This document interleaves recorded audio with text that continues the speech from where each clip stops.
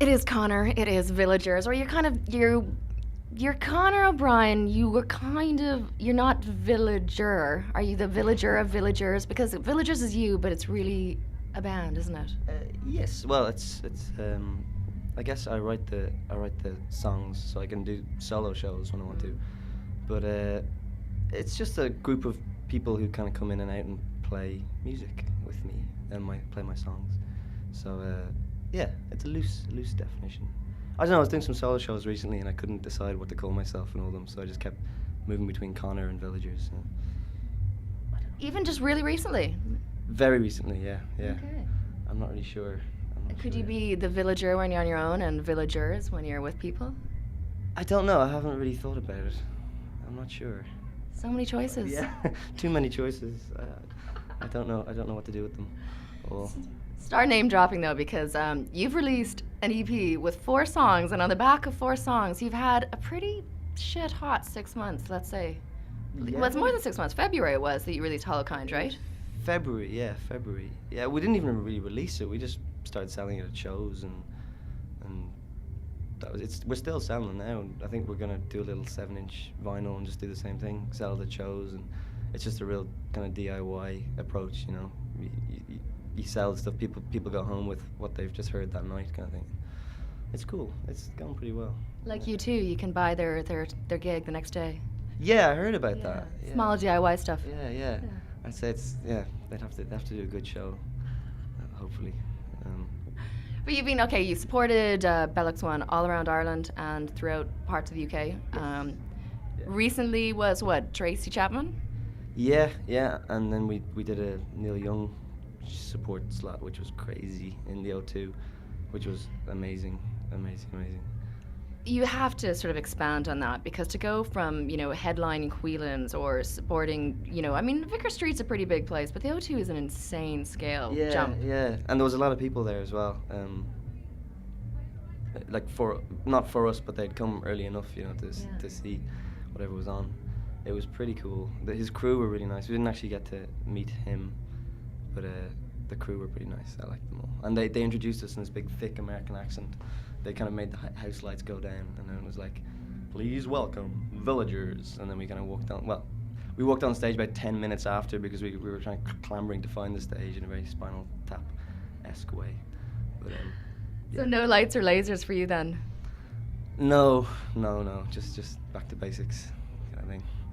Plugged in though. Yeah. We plugged in. Yeah. What was Tracy Chapman like? I mean, she's such an 80s hero. What sort of crowd does she pull now? I mean, and whereabouts were you with her? Well, she seemed to have a very mixed crowd. We did 3 shows, or I did 3 shows. There were solo shows. Did 3 French shows, and then 2 German shows. Belgium, Amsterdam. I think that was it.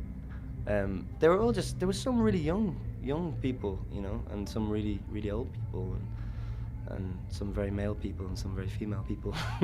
It was, it was a variety. A variety of sexes and ages. Bit of this, bit of that. We got it all covered. Yeah. So, what about you then, Conor? What are you going to do with Villagers? When are you waiting for the right creative package to sign with somebody, or are you going to release an album yourself? There's been a lot of interest. There has, yeah. I just want to make sure I go the right way.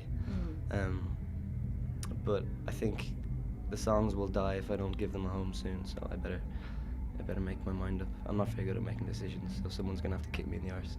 It's kind of scary these days, though, isn't it? Because somebody said to me once, becoming a band or even signing to a record label, it's a bit like agreeing to marry somebody on a first date. So you don't really get a lot of time to get to know the people you're signing with.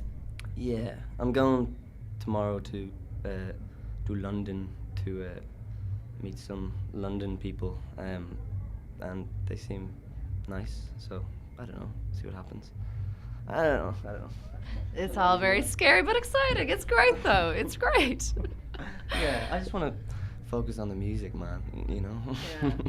This is the problem, is getting it out. Somebody has to do that for you, probably. Especially when you're touring the world. You flew back from Amsterdam this morning? Yeah, I'm pretty tired. Yeah. I kind of want it to be like the live thing is the main focus, so that it's it's like a very natural progression. So people are just seeing what it is without being told what it is before they see it, kind of thing. You know. You've pretty much established that already, though. Like you've done an awful lot of gigs. Well, I think in Ireland, I guess a lot of people know about the band, but now it's just getting outside of Ireland, and that's definitely, you know, a goal. I'm not really trying for it, but I'm just sort of just keep writing songs and playing shows and see where it goes. Make sure you're taking your vitamins. Yeah, it's going to be a busy year. Baraka every morning. Yeah. Sponsorship deal. Hint, hint. Keeping young musicians alive everywhere. Definitely. Well, I don't know where I'd be without it. I presume you've got the full gang with you for today, do you? Yes, this is going to be the full show, which I'm excited about, but also slightly worried about, because last time I did a full show in the middle of lots of solo shows, my hands forgot how to play along to a drum kit in time. So this will be interesting, but yeah, we'll see how it goes. It'll be fun. It'll be raw, I think, is the word it's going to be. Yeah, I have a feeling there's something in the air. Well, we're looking forward to it. Thanks for coming in. Yeah, no, thanks for having me. Cheers.